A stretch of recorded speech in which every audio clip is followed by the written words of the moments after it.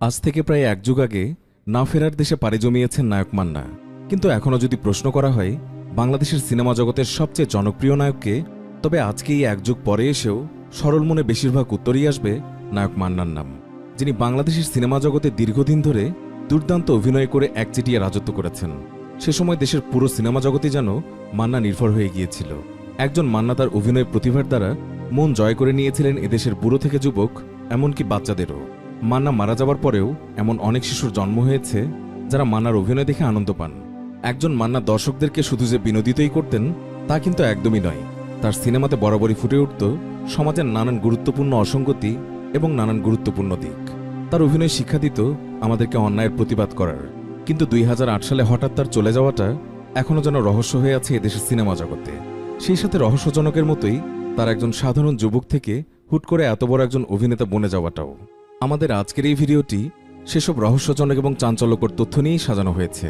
একই সাথে এই ভিডিওটিতে থাকছে নায়ক মান্নার জীবনের নানা রকম অজানা তথ্য। তো নায়ক মান্নার সম্পর্কে নানা রকম অজানা তথ্য জানতে এই ভিডিওটি দেখতে থাকুন শেষ পর্যন্ত। 1964 সালের 6 ডিসেম্বর টাঙ্গাইলের কালীহাতিতে জন্ম নেয়া নায়ক মান্নার আসল নাম এস.এম. আসলাম তালুকদার। ছোটবেলা থেকে সিনেমার প্রতি তার ছিল প্রচণ্ড ঝোঁক। কলেজে পড়ার সময় প্রচুর সিনেমা দেখতেন তিনি। নায়ক রাজ্জাকের সিনেমা হলে তো কথাই নেই। স্বপ্ন দেখতেন তিনিও একদিন অভিনয় করবেন। অনেকের ইচ্ছে থাকে ডাক্তার, ইঞ্জিনিয়ার হওয়ার, কিন্তু তার ইচ্ছে ছিল বরাবরই নায়ক হওয়ার। একদিন বলাকায় সিনেমা দেখতে গিয়ে চোখ পড়ে নতুন মুখের সন্ধানের এক বিজ্ঞাপনে। তারপর টিভি আর পত্রিকায় দেখে বন্ধুদের সাথে পরামর্শ করে তিনি ইন্টারভিউ দেন, এমনকি সুযোগও পেয়ে যান। তারপর উচ্চ মাধ্যমিক পরীক্ষায় পাশ করার পর 1984 সালে চলচ্চিত্রে তার আগমন ঘটে। এই প্রক্রিয়ায় সে সময় মান্নার সঙ্গে আরও এসেছিলেন খালেদা আক্তার কল্পনা, নায়ক সুব্রত, নায়ক সোহেল চৌধুরী, নিপা মোনালিসা, যারা মান্নার জীবিত অবস্থায় বলতে গেলে প্রায় হারিয়েই গেছেন। টাঙ্গাইলের এস.এম. আসলাম তালুকদার নামের এই কিশোর হয়তো জানত না যে তিনিই একদিন হয়ে উঠবেন ঢাকায় চলচ্চিত্রের জনপ্রিয় একজন নায়ক। শুধু তাই নয়, ঢাকায় চলচ্চিত্রের একজন নির্ভরযোগ্য নায়ক হচ্ছেন তিনি। নতুন মুখের সন্ধানে কার্যক্রমের সুযোগ পেয়েই কিন্তু আসলাম থেকে নায়ক মান্না হতে পারেননি নায়ক মান্না। এর জন্য অনেক ত্যাগ এবং অনেক কষ্ট স্বীকার করতে হয়েছে তাকে। এফডিসির অফিস পাড়ায় ঘোরাঘুরি আর নিয়মিত পরিচালকদের কাছে ধর্ণা দিতে হতো। যেই রাজ্জাককে দেখে চলচ্চিত্রে অভিনয়ের স্বপ্ন দেখা শুরু, সেই রাজ্জাকই একসময় তাকে সুযোগ করে দেন তার স্বপ্নের চলচ্চিত্রে অভিনয়ের। 1986 সালে নায়ক রাজ্জাকের এক বন্ধুর প্রযোজনা প্রতিষ্ঠান থেকে তওবা নামের একটি সিনেমায় অভিনয়ের সুযোগ ঘটে নায়ক মান্নার। আর এভাবেই শুরু হয় নায়ক মান্নার চলচ্চিত্রের জীবনের যাত্রা। চলচ্চিত্রের প্রয়োজনে এস.এম. আসলাম তালুকদার নামটি বদলে যায় মান্না হিসাবে। শুরুতে একের পর এক অ্যান্টি হিরো হিসাবে অভিনয় করেছেন তিনি, কিন্তু সে সময় তেমন কোনো সাফল্য আনতে পারেননি তিনি। 80-র দশকে মান্না যখন অভিনয় শুরু করেন, সে সময় রাজ্জাক, আলমগীর, জসিম, ফারুক, জাফর ইকবাল এবং নায়ক ইলিয়াস কাঞ্চনের বেশ দাপট ছিল। সেই দাপুটে অভিনেতাদের মাঝেও তওবা, পালকি, দুঃখিনী মা এবং বাদশা ভাইয়ের মতো তুমুল ব্যবসা সফল ছবিগুলো উপহার দিয়েছিলেন চিত্রনায়ক মান্না। দুঃখজনক হচ্ছে এসব ছবির কোনোটিতেই প্রধান নায়ক ছিলেন না নায়ক মান্না, তাই সাফল্যের ভাগিদার খুব একটা তিনি হতে পারতেন না। 1991 সালে মোস্তফা আনোয়ার পরিচালিত কাশেম মালার প্রেম ছবিতে প্রথম একক নায়ক হিসেবে সুযোগ পেয়েছিলেন তিনি। কাশেম মালার প্রেম ছবিটি সে সময় সুপার ডুপার হিট হয়ে যাওয়ার কারণে নায়ক মান্না একের পর এক ছবিতে একক নায়ক হিসেবে কাজ করার সুযোগ পান। এর আগে মান্না অভিনীত প্রথম ছবি তবা হলেও প্রথম ছবি হিসেবে যে ছবিটি মুক্তি পেয়েছিল তার নাম হচ্ছে পাগলি। এরপর কাজী হায়াতের দাঙ্গা এবং ত্রাস ছবির কারণে তার একক নায়ক হিসেবে প্রতিষ্ঠা পাওয়া আরও সহজ হয়ে ওঠে। এরপর আরও বেশ কয়েকটি ব্যবসা সফল ছবি উপহার দিয়েছিলেন চিত্রনায়ক মান্না। দেলোয়ার জাহান ঝন্টুর গরিবের বন্ধু ছবির পর একটু ধীরে এগোতে থাকেন মান্না। সে সময় মান্নাকে নিয়ে সবার আগ্রহ তৈরি হয়, সবাই তাকে নিয়ে ছবি বানাতে আগ্রহী হয়ে ওঠেন। চলচ্চিত্রের প্রযোজক এবং পরিচালকরাও তার মাঝে নির্ভরতা খুঁজে পান। 90-এর দশকের শুরুতে নাইম শাবনাজ, সালমান শাবনুর, সানি মৌসুমী জুটি বেশ সফল। তাদের পাশাপাশি দাঁড়িয়ে পীর দর্পে অভিনয় করতে থাকেন চিত্রনায়ক মান্না। তারপর থেকে একের পর এক দুর্দান্ত সিনেমাতে অভিনয় করেছেন তিনি। মৃত্যুর আগ পর্যন্ত প্রায় 400 ছবিতে অভিনয় করেছিলেন চিত্রনায়ক মান্না। মান্নাই একমাত্র নায়ক যিনি 100-রও অধিক পরিচালক এবং 61 জন নায়িকার সঙ্গে অভিনয় করেছিলেন, যা যে কোনো অভিনেতার জন্য সত্যি একটি বিরল রেকর্ড। মান্না অভিনীত সকল সিনেমার মধ্যে তার সেরা 5টি সিনেমা সম্পর্কে এখন আপনাদেরকে বিশেষ কিছু তথ্য জানাচ্ছি। 1. উত্তরের খ্যাপ, 2000 সাল। শাহজাহান চৌধুরী পরিচালিত উত্তরের খ্যাপ চলচ্চিত্রে একজন মুক্তিযোদ্ধার চরিত্রে অভিনয় করেছিলেন চিত্রনায়ক মান্না। ছবিটিতে ওনার অভিনয় সে সময় বেশ প্রশংসিত হয়েছিল। এই ছবিতে চম্পা জাতীয় পুরস্কার পেলেও সে সময় মান্না পুরস্কৃত হননি। 2. বীর সৈনিক, 2003। দেলোয়ার জাহান ঝন্টু পরিচালিত বীর সৈনিক চলচ্চিত্রে দ্বৈত ভূমিকায় তিনি অভিনয় করেছিলেন। একজন মুক্তিযোদ্ধা বাবা অন্যজন হতাশাগ্রস্ত বেকার সন্ত্রাসীর ভূমিকায় অভিনয় করেন। এই ছবিটিতে অভিনয়ের মাধ্যমে তিনি জাতীয় চলচ্চিত্র পুরস্কার অর্জন করেছিলেন। ৩. আম্মাজান, 1999। মান্নার জীবনের সেরা ছবি কাজী হায়াত পরিচালিত আম্মাজান ছবিটি। এই ছবিতে একজন মাতৃভক্ত ছেলের ভূমিকায় তিনি অভিনয় করেছিলেন।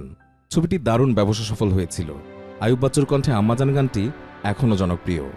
নায়ক মান্নার অভিনয়ে দর্শকদের মন ছুঁয়ে যায়।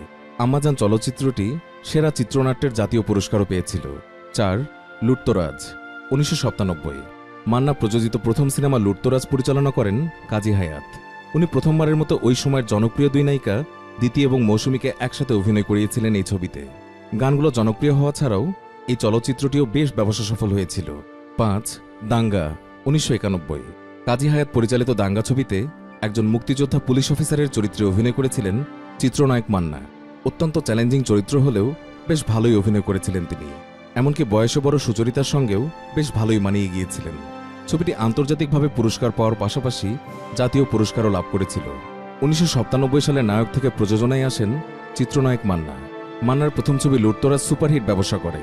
এরপর বাংলাদেশি চলচ্চিত্রে শুরু হয় মান্নার একচ্ছত্র আধিপত্য।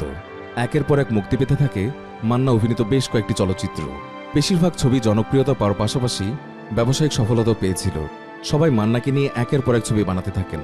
প্রযোজক এবং পরিচালকরা তার মাঝে খুঁজে পেয়েছিলেন নতুন আশার আলো।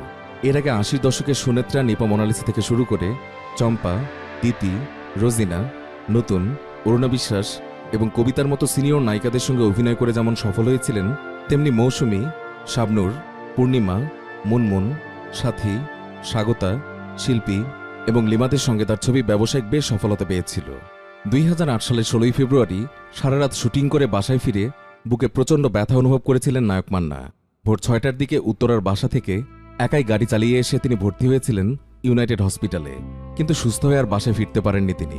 2008 সালের 17 ফেব্রুয়ারি মাত্র 44 বছর বয়সে না ফেরার দেশে পাড়ি জমিয়েছিলেন এই শক্তিমান অভিনেতা। এর আগে মান্না তার প্রেমকে পরিণয়ে রূপ দিয়ে শেলি মান্নার সঙ্গে গাঁটছড়া বাঁধেন। শেলি প্রথমে পর্দার অভিনেত্রী থাকলেও পরবর্তীতে বিমানে চাকরি নেন। নায়ক মান্নার মৃত্যুর সময় তার স্ত্রী শেলি দুবাইয়ে ছিলেন। চিত্রনায়ক মান্নার স্মরণে আয়োজিত এক অনুষ্ঠানে সে সময় শেলিকে প্রশ্ন করা হয়েছিল, মান্নার মৃত্যুর পর আপনি ইউনাইটেড হসপিটালে বেশ কয়েকজন ডাক্তারের বিরুদ্ধে মামলা করেছিলেন, এখানে কি আবেগটা বেশি কাজ করেছিল? মান্নার মৃত্যু মানতে না পেরে তার রেশটা কি সে সময় ডাক্তারদের উপর গিয়েছিল? শেলি সে সময় জবাব দিয়েছিলেন, হসপিটালে ভর্তি হবার 6-7 ঘন্টা পরেও ডাক্তাররা সে সময় মান্নাকে সঠিকভাবে চিকিৎসা করেননি।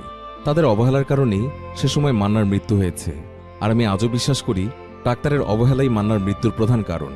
সেই অনুষ্ঠানে মান্নার একমাত্র পুত্র সিয়ামও উপস্থিত হয়েছিলেন। বাবার পথ ধরে তিনিও কি পর্দায় নায়ক হিসেবে আসবেন কিনা এই প্রশ্ন করা হলে সে সময় মুচকি হেসে সিয়াম উত্তর দিয়েছিলেন, না, তিনি নায়ক হতে চান না। মান্না আমাদের বাণিজ্যিক ছবির ইতিহাসে একটি স্মরণীয় নাম হয়ে থাকবেন। তার অভিনয়, কথা বলার ধরন সবকিছু মিলেই আলাদা একটা স্বাতন্ত্র্য স্টাইল তৈরি হয়েছিল, যা তিনি দিনে দিনে তৈরি করেছিলেন। এমন কিছু ছবি আছে যার জন্য মান্না চিরদিন দর্শকদের মনে স্থান করে নিয়েছেন। মান্না ছাড়া হয়তো আমরা সেই সব ছবি কখনোই পেতাম না। একটা সময় ছিল যখন ছবিতে শুধু মান্না আছে এই কারণেই দর্শকরা হলে ছুটে যেত, আর শুধুমাত্র মান্না অভিনয় করার কারণেই সবগুলো ছবি ব্যবসা সফল হতো। সে সময় ছবির কাহিনী যত গতানুগতিকই হোক না কেন, সেই ছবিতে মান্না থাকলে চোখ বন্ধ করে ধরে নেওয়া যেত ছবিটি হিট হবেই। সমসাময়িক রাজনৈতিক পটভূমির সাহসী প্রতিবাদী গল্পের এমন কিছু ছবি মান্না আমাদেরকে দিয়েছিলেন যা অন্য কোনো নায়ক কখনোই দিতে পারেননি, এবং আগামীতেও পারবেন কিনা সেটা নিয়েও সন্দেহ রয়েছে। মান্না কেন এত জনপ্রিয় ছিলেন? প্রত্যেকটা মানুষের জীবনে কিছু স্বপ্ন থাকে যা পূরণ হয় না। প্রত্যেক মানুষই জীবনে কিছু ক্ষেত্রে বঞ্চিত হয়। এই বঞ্চিত মানুষগুলো যখন পর্দায় মান্নাকে নিজের অধিকার আদায় করতে দেখেছে, তখন তারা মান্নাকে অধিকার বঞ্চিতদের প্রতিনিধি ভেবেছে। পর্দায় অধিকার আদায়ের জন্য মান্নার এই সংগ্রামের সুবাদেই তিনি যেন সাধারণ মানুষের আপন হয়ে ওঠেন। দর্শকদের মনে এই রকম প্রভাব খুব কম অভিনেতাই ফেলতে পারে, আর শুধুমাত্র এই কারণেই তিনি দর্শকদের মাঝে আজও চিরস্মরণীয় হয়ে রয়েছেন। একই সঙ্গে মান্নার ছবিগুলো আমাদের চলচ্চিত্র অঙ্গনকে করেছে বেশ সমৃদ্ধ। চলচ্চিত্রে অভিনয়ের পাশাপাশি চলচ্চিত্র বিষয়ক নানা কর্মকাণ্ডেও মান্নার ছিল বিশেষ অগ্রণী ভূমিকা। বাংলাদেশি চলচ্চিত্রে হঠাৎ অশ্লীলতা জেগে বসলে সে সময় শক্ত হাতে হাল ধরেছিলেন চিত্রনায়ক মান্না। বাংলা চলচ্চিত্রের অন্ধকার সময় কাটতে থাকে তার দৃঢ় ভূমিকার কারণে। আজ হলবিমুখ বাংলা চলচ্চিত্রের করুণ সময়ে আরেকজন মান্নাকে খুব বেশি প্রয়োজন, যার কারণে ছবিপাড়া আবারও সরগরম হবে এবং প্রযোজক ও পরিচালকরা ব্যবসা করার সাহস পাবে। সর্বোপরি বাংলা চলচ্চিত্র আবারও জেগে উঠবে এমন আরেকজন মান্নার আশায় পুরো বাংলা চলচ্চিত্র। কিন্তু সেটা আদৌ সম্ভব হবে কি? এই প্রশ্নের উত্তর বাংলা সিনেমার দর্শকরা বিগত 1 দশক ধরেও খুঁজে পাইনি। ভবিষ্যতেও পাবে কিনা সেটা আমরা সময়ের উপরেই ছেড়ে দিচ্ছি। বাংলা সিনেমা জগতে আগমন হবে কি আরেকজন মান্নার, এই প্রশ্ন রইল সময়ের কাছে। প্রিয় ভিউয়ার্স, আপনারা যদি চিত্রনায়ক মান্নাকে এখনও মিস করে থাকেন তবে আমাদের আজকের এই ভিডিওটিতে একটি লাইক দিন এবং অসংখ্য শেয়ার করে তা মান্না ভক্তদের কাছে পৌঁছে দিন।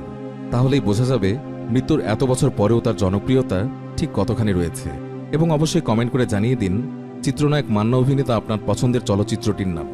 আরও এমন হারিয়ে যাওয়া তারকাদের জীবনের কথা এবং নানা রকম অজানা তথ্য জানতে আমাদের চ্যানেলটি সাবস্ক্রাইব করে আমাদের সাথেই থাকুন।